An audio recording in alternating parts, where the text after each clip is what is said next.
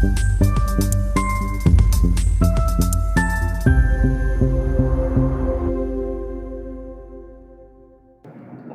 मित्रांनो, ज्या युद्धाची गेल्या अनेक वर्षांपासून प्रतीक्षा होती त्या युद्धाला सुरुवात झालेली आहे. मला एक गीताचे बोल आठवत आहेत. युद्ध आज पेटले प्रचंड हे सभोवती, दुष्ट शत्रू मारुनी तयास देहू आहुती. इथे फक्त प्रश्न आहे की शत्रू कोण आहे आणि युद्धाचं उद्दिष्ट काय आहे. तर आज सकाळी भारतीय वेळेनुसार साधारणतः 11:54 वाजता, 11 वाजताच खरं तर 11:30 वाजता, कारण इस्रायलच्या वेळेनुसार 8 वाजता अमेरिका आणि इस्रायलने अमेरिकेच्या नेतृत्वाखाली इराणवर हल्ले चढवले. सिंहाची गर्जना, लायन्स रोर असं या ऑपरेशनचं नाव आहे. सिंह अशासाठी कारण इस्लामिक क्रांती होण्यापूर्वी इराणच्या झेंड्यावर सिंह हे इराणच्या ऐतिहासिक इराणच्या संस्कृतीचं, इराणच्या वैभवाचं प्रतीक होतं आणि त्यामुळे या सिंहाची गर्जना हे या ऑपरेशनचं नाव आहे. ऑपरेशन जरी असलं तरी यामध्ये हल्ले मुख्यतः विमानांद्वारे तसंच क्षेपणास्त्रांद्वारे करण्यात आले. इराणनी या हल्ल्यांना प्रत्युत्तर दिलं. फक्त इराणनी यावेळेला गेल्या वेळच्या अपयशातनं धडा घेऊन इस्रायलवर तुलनेने कमी हल्ले केले. साधारणतः 35 ते 70, अजूनही नक्की आकडा स्पष्ट झालेला नाही आहे. पण इराणनी इस्रायल विरुद्ध कमी हल्ले केले. पण त्याच्याबरोबर 8 अरब देशांवर इराणनी हल्ले केले.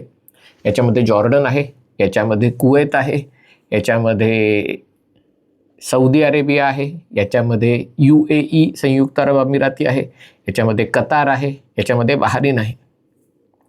या सगळ्या ठिकाणी अमेरिकेचे लष्करी नाविक तळ आहेत, काही ठिकाणी सैन्य आहे.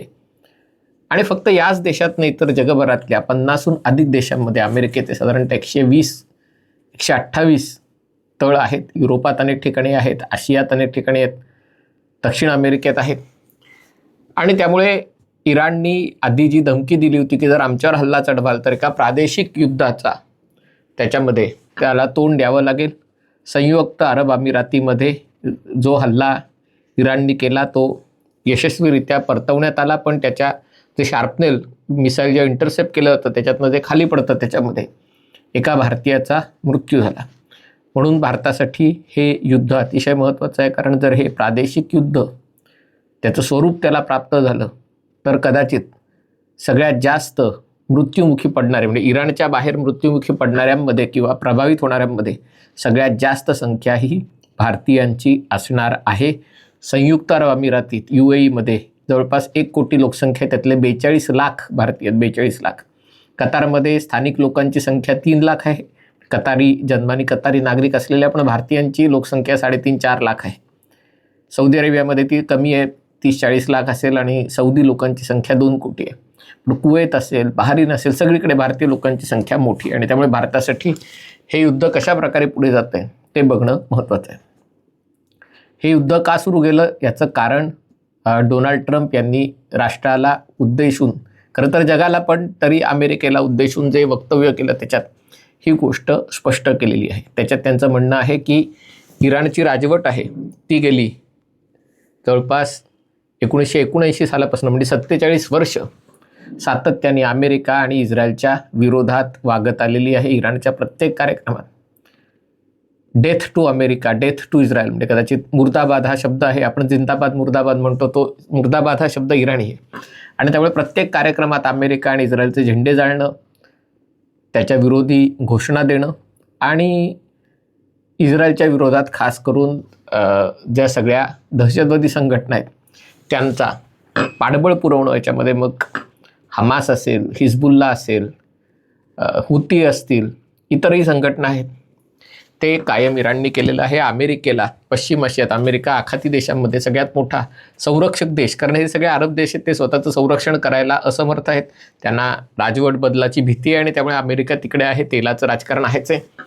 आणि याला आव्हान देण्याचं काम इराणनी केलेलं आहे. इराणनी गुप्तरित्या अण्वस्त्र तंत्रज्ञान विकासाचा कार्यक्रम राबवला होता. इराणनी NPT नॉन प्रोलिफरेशन ट्रीटीवर स्वाक्षऱ्या केल्या होत्या. म्हणजे कायम नेहमी भारत आणि इराणमध्ये व जर भारत करू शकतो तर इराण का नाही करू शकत, हा प्रश्न विचारला जातो. म्हणून त्याचं हे उत्तर आहे, भारतानी, इस्रायलनी, अगदी पाकिस्ताननी NPTवर सह्या केलेल्या नाही आहेत आणि त्यामुळे त्याचं परीक्षण करणं, त्याचं तंत्रज्ञान विकास करणं ह्या 3 देशांना त्यांना ते कायद्याने शक्य आहे. इराणनी या करारावर स्वाक्षऱ्या केलेल्या आहेत, त्यामुळे आणि अजूनही इराण त्याच्यातनं बाहेर पडलेला नाही.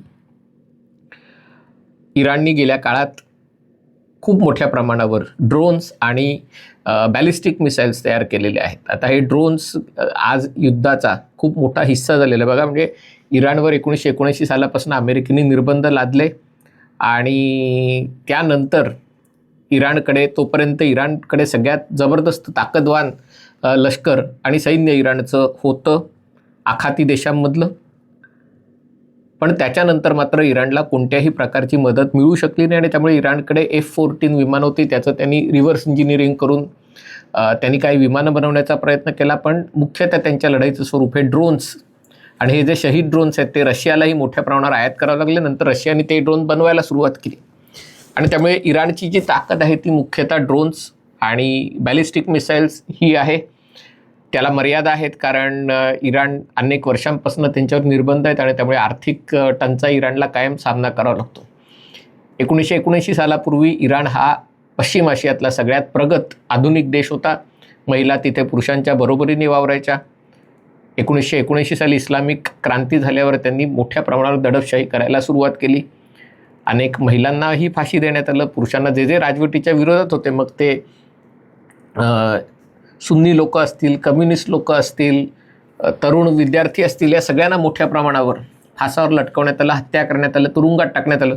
मधल्या काळामध्ये 1991 ते 2003-4 1991 ते 2005 या कालावधीत इराण थोडा मॉडरेट, थोडा सौम्य झाला होता. पण 2005 साली महमूद अहमदीनेजाद जेव्हा सत्तेवर आले तेव्हापासून इराण पुन्हा एकदा कट्टरतावादाकडे झुकला. पुन्हा मध्ये इराण 4 वर्ष एखादा मवाळ अध्यक्ष येतो, मग पुन्हा. पण हे सगळं एक नाटक अशासाठी, कारण इराण हा अतिशय बुद्धिमान लोकांचा देश आहे, हुशार लोकांचा देश आहे, ज्याला बाजारी म्हणतात, लोकांशी वादविवाद करून त्यांना नामोहरम करणाऱ्यांतला देश आहे. आणि म्हणूनच कदाचित अमेरिकेने आणि इस्रायलने हा हल्ला केला, कारण आत्ता ज्या वाटाघाटी सुरू आहेत त्यात अमेरिकेला कसं गुंडाळायचं हे इराणला चांगलं माहिती आहे. आणि म्हणून पहिले लात फिर बात, आणि आत्ता जे हे हल्ले आहेत त्याच्यातनं अजूनही वाटाघाटी सुरू आहेत.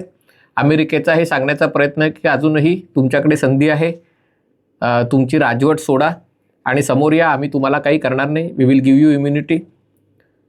आणि जर तुम्ही नाही ऐकलं तर परिणामांना सामोरं जावं लागू शकेल. आता इराणमध्ये आत्ता कशी परिस्थिती आहे ते समजून घेणं आवश्यक आहे. इराणची जी इस्लामिक क्रांती झाली त्याच्यानंतर या क्रांतीचं नेतृत्व करणाऱ्या आयातुल्ला रुहुल्ला खोमेनी आणि त्यांचे पंतप्रधान तेव्हाचे आयातुल्ला अली खामेनी, जे खोमेनींनंतर ते सर्वोच्च नेते झालेले आहेत. पण तेही जवळपास आता 1988 वगैरे नंतर, 86 का 88 नंतर, म्हणजे जवळजवळ 4 दशकं गेली ते सत्तेवर आहेत. त्यांचंही आता वय झालं आहे. त्यांचा उत्तराधिकारी कोण, याच्यामध्ये इराणमध्ये मतभेद आहेत. असं म्हणतात त्यांना स्वतःच्या मुलाला, मुश्ताबाला पुढे करायचं आहे. त्याच्या विरोधात काही जणांना वाटतंय की लष्करी अधिकाऱ्यांनी हे उत्तराधिकारी व्हावं. अली लारिजानी यांचं नाव चर्चेत आहे आणि त्यामुळे इराण सध्या दुभंगलेलं आहे. आर्थिक गोष्टींमुळे आणि एकूणच इस्लामिक जाचा विरोधात तिथला समाज मोठ्या प्रमाणावर, मध्यमवर्ग, महिला, तरुण रस्त्यावर उतरलेले आहेत. अर्थात निशस्त्र लोकांना दडपणं फार अवघड नसतं. भारतातही 2.5-3 लाख ब्रिटिश आणि त्यांच्या हाताखाली असलेलं भारतीय पोलीस दल याच्याद्वारे आपण 33 कोटी लोकांवर ब्रिटिशांनी अनेक वर्ष राज्य केलं होतं. आणि त्यामुळे निशस्त्र लोकांना दडपणं हे काही इराणसाठी फार अवघड नव्हतं. पण आता जेव्हा या युद्धाला तोंड फुटलेलं आहे तेव्हा इराणनी प्रादेशिक युद्ध सुरू करण्याचा एक इशारा दिलेला आहे. याच्यातही बघा, इस्रायल विरुद्ध मर्यादित क्षेपणास्त्र त्यांनी सोडली, कारण त्यांना माहिती आहे की इस्रायल जवळपास सगळीच्या सगळी क्षेपणास्त्र एखादं अफवा वगळता हवेतल्या उडवणार आहे. मग त्यांनी एक साल्वो, म्हणजे एक बॅच ऑफ मिसाईल्स हे आखाती देशांविरुद्ध सोडले, पण कतार विरुद्ध त्यातल्या त्यात जास्त क्षेपणास्त्रांचा वापर केला. आणि आता गंमत बघा, एकापाठोपाठ एक अरब देशांनी इराणचा निषेध केलेला आहे. त्यांचं म्हणणं आहे, तुम्ही आमच्या भूमीवर हे युद्ध आणू शकत नाही. ह्या सौदी अरेबियाने आत्ताच भूमिका घेतलेली आहे. कतारनी ही भूमिका घेतलेली आहे, संयुक्त अरब अमिरातींनी भूमिका घेतलेली आहे आणि त्यामुळे एका प्रकारे इराण विरुद्ध अरब देशांनी भूमिका घेतलेली आहे की तुम्ही तुमचं युद्ध आमच्या भूमीवर लढू शकत नाही. आणि त्यामुळे याच्यात एक नवीन एक डायमेन्शन याला प्राप्त झालेलं आहे. आता सगळ्यात महत्त्वाचा म्हणजे पुढचा मुद्दा की आता या युद्धाची दुसरी फेरी सुरू होणार का? म्हणजे वाटाघाटीत इराण काही सन्मानजनक तोडगा मान्य करणार का? का जर नाही केला तर अमेरिका एका मोठ्या युद्धात उतरणार. अमेरिकेने जी तयारी सगळी केलेली आहे ती एक मोठं युद्ध लढण्याची तयारी केलेली आहे. आता इराण त्याच्याला प्रतिसाद देतं का नाही देत, अमेरिकेच्या दृष्टीने सन्मानजनक तोडगा दोन्ही देशांसाठी काय असू शकतो हे देखील पाहणं महत्त्वाचं आहे. पण एक गोष्ट मात्र नक्की आहे, या युद्धाचे जागतिक परिणाम होणार आहे. आपल्याकडच्या माध्यमात इतकी सगळी सनसनाटी चर्चा असते की खामेनी मारले गेले का, मग ते कुठे पळाले, मग आता इराण कशा प्रकारे, तो सगळा मसाला दूर ठेवा. युद्ध कुठलंही युद्ध असं रंजक नसतं, अतिशय विघातक युद्ध असतं आणि लाँग टर्म चालणारं असू शकतं. पण कधीकधी युद्ध हे अपरिहार्य असतं. जी परिस्थिती 1979 सालापासून निर्माण झालेली आहे ती व्यवस्था आता कूस बदलायच्या मार्गावर आहे आणि ती कूस बदलल्याशिवाय म्हणजे इराणमधनं इस्लामिक राजवट संपल्याशिवाय या राजकीय इस्लामचं जे शस्त्र इतर देशांनी हाती घेतलेलं आहे त्याचा वापर बंद होणार नाही आहे. आणि त्यामुळे ही परिस्थिती किती वेळ अशी राहते, कारण विमानसेवा अनेक ठिकाणी ठप्प झालेल्या आहेत, त्या कधी सुरू होतील सांगता येत नाही आहे. आणि त्यामुळे त्याचे जागतिक शेअर बाजारावर, सोन्या चांदीच्या भावावर, अन्नधान्याच्या भावावर परिणाम होणार आहे. आणि त्यामुळे हे युद्ध कशा प्रकारे पुढे जात आहे, कारण इराणकडे लढण्याची क्षमता निश्चितच नाही आहे. गनिमी काव्याने इराण तेव्हा लढू शकतं जेव्हा जमिनी कारवाई होईल, माध्यमांच्याद्वारे इराण तेव्हा लढू शकतं जेव्हा प्रचंड विध्वंस होईल. पण आता शस्त्रास्त्र इतकी आधुनिक झालेली आहेत की पिन पॉईंट स्ट्राईक करता येणं शक्य झालेलं आहे. आजच्या हल्ल्यातही मुख्यतः इराणचे जे राजवट आहे, त्यांचे महत्त्वाचे अधिकारी, त्यांच्या इमारती त्यांना लक्ष्य केलं गेलेलं आहे. आणि त्यामुळे इराणसाठी लढण्याचे मर्यादित पर्याय उपलब्ध आहेत. त्यांच्या दृष्टीने अमेरिका केव्हा मोठी चूक करते, इराणवर आक्रमण करते का सैनिकांचं, पण अमेरिका हे करेल असं मला वाटत नाही. आणि त्यामुळे या युद्धातली पुढची पायरी कोणती असेल ते बघणं महत्त्वाचं ठरणार आहे. हा व्हिडिओ आपल्याला आवडला असेल तर कृपया लाईक करा, शेअर करा आणि चॅनल सबस्क्राईब करण्याची विनंती आहे. तुर्तास इथेच थांबतो. पाहत रहा MH48.